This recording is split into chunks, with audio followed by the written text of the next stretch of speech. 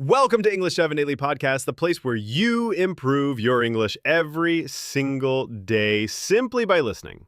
Hello, I'm Elias, and I'm a painter. But my canvas isn't always stretched on a frame. More often, it's the walls and ceilings of a home, a shop, or a building. My day is measured in careful preparation, the rhythm of the roller, and the quiet satisfaction of transformation.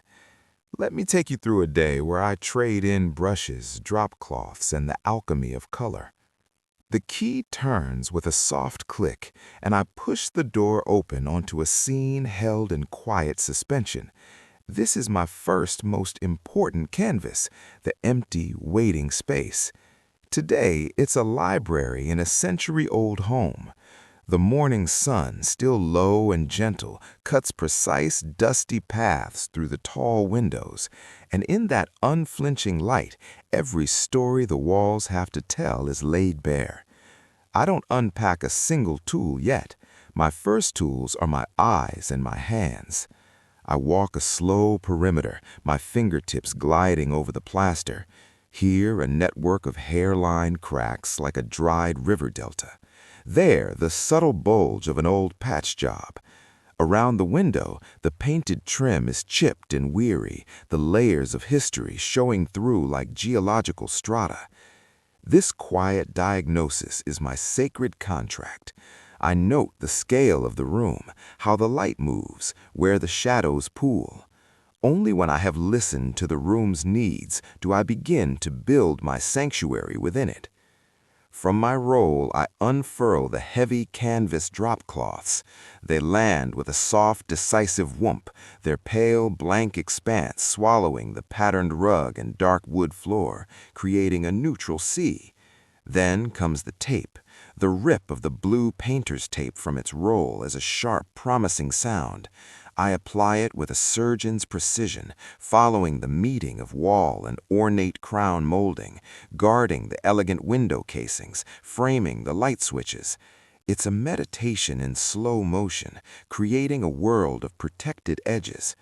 Finally, I shift the heavy oak table and leather chairs to the room's center, shrouding them in soft plastic. The transformation has begun in reverse.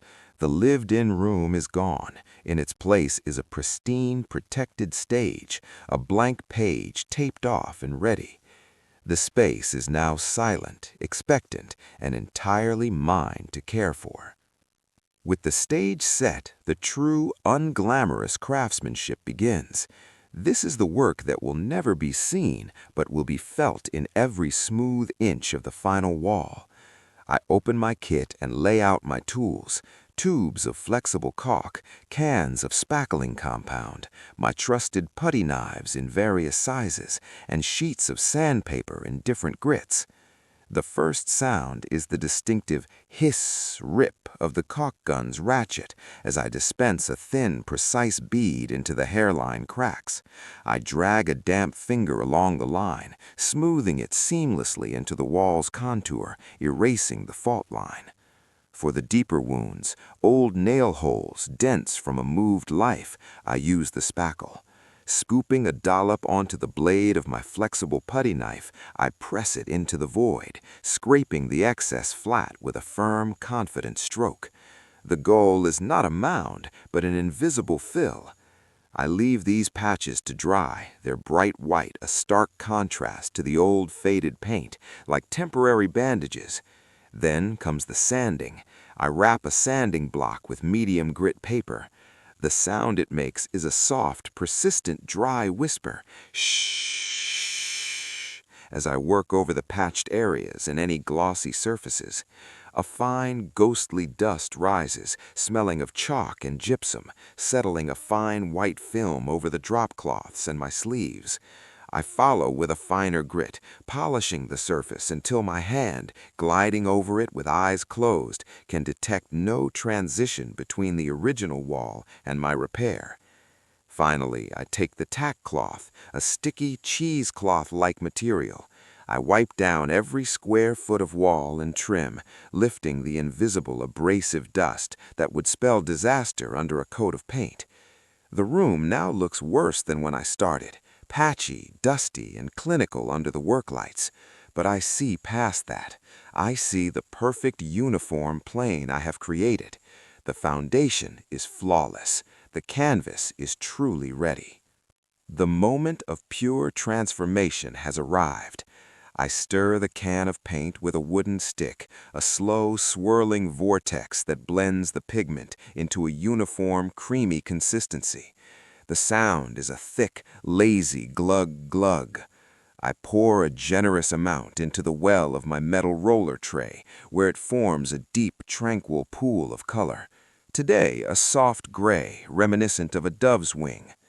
I fit my extension pole onto the roller frame, a maneuver that extends my reach to the heights of the 10-foot ceiling. Loading the roller is a ritual. I press the cylindrical sleeve into the pool, rolling it back and forth until it's saturated but not dripping. I lift it and roll it firmly on the textured ramp of the tray, hearing the wet sucking sound as the excess paint is evenly distributed through the nap. Then I turn to the wall. The first contact is always a commitment. With a soft, wet shh, the roller meets the surface. I draw a large, lazy W to spread the paint, then fill it in with vertical strokes. A rhythm immediately takes hold, a physical mantra, the thrum, thrum, thrum of the roller moving up and down, the wet whisper of the sleeve against the drywall, the soft scrape as I reload in the tray. My body sways slightly with the motion, my arm finding a long, graceful sweep that covers from the taped crown molding down to the protected baseboard. A wide, matte swath of new color emerges, instantly changing the light and mood of the room.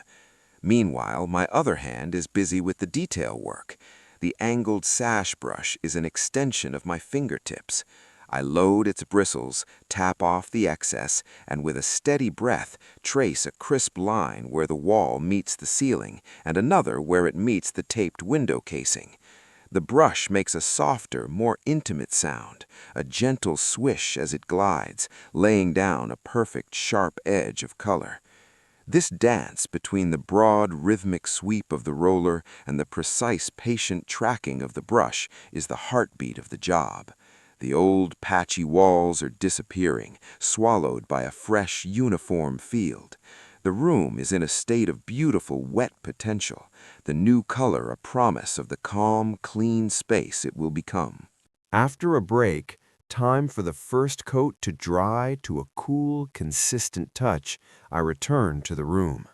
This is the moment of truth, the reveal. The first coat has done its job of sealing and providing a base, but it is a ghost of the final color, often uneven, revealing the shadow of every repair beneath. Now, with the second coat, the color finds its true voice. I load my roller once more, but the sound is different now. Instead of the thirsty shush onto bare drywall, it's a softer, smoother slide over the already sealed surface. As I run the wet sleeve over the wall, the transformation is immediate and profound. The gray deepens from a misty suggestion to a solid, serene slate. The patchy ghosts vanish, replaced by a velvety, uniform depth. This is where the integrity of my prep work pays its silent dividend. There are no ridges to catch the light, no thin spots to betray a crack. The wall becomes a perfect, continuous plane of color. Cutting in this final time is an exercise in pure precision. The brush glides along the taped edges with a confident ease, laying down a rich, opaque line that perfectly mates with the rolled field. Stepping back, pole in hand, I survey a fully coated wall. The change is no longer just about color, it's about atmosphere. The light in the room is softer, absorbed and reflected differently by the new hue. The space feels cohesive, intentional, and renewed. The painter's tape now seems to hum with potential, guarding the crisp geometric lines that will soon be unveiled. This coat isn't just paint, it's the fulfillment of the plan. The room has shed its skin and emerged in its intended form, solid and beautiful in its new silence. With the broad fields of color settled and drying, my focus narrows to the fine arteries of the room, the trim, the doors, the window sashes. This is precision work, a change from the rolling rhythm to the steady hand of a scribe. I mix a separate batch for the trim, a bright, high-gloss white that promises a clean, defining contrast. I pour it into a small handheld pot, its viscosity different, richer. I select a fresh, high-quality angled sash brush, its bristles springy and fine. Loading just the tip, I tap off the excess and begin. The sound is a soft, crisp shk as the brush slides along the grain of the primed wood, leaving a trail of flawless, opaque white. It requires a different kind of focus, a locked wrist, a controlled breath, a patience for the slow build of perfect coverage on intricate profiles. The old yellowed trim disappears, stroke by deliberate stroke, reborn with a reflective, porcelain-like finish. Then comes the moment of pure geometric satisfaction, the unmasking. When the trim paint is dry to a firm touch, I approach a corner of the room. I find the end of a piece of blue tape and, with my thumbnail, gently lift it.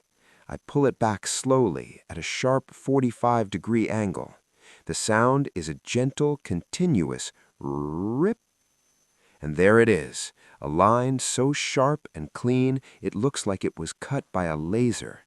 The serene gray wall meets the brilliant white trim in a boundary of absolute perfection. I move around the room, tape coiling in my hand, revealing one crisp edge after another, around windows, along baseboards, at the ceiling. Any microscopic bleed or imperfection is attended to with the pinpoint accuracy of a tiny artist's brush. The room is now fully defined.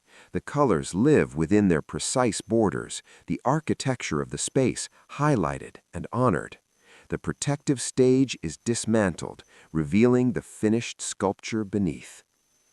The work of creation is complete.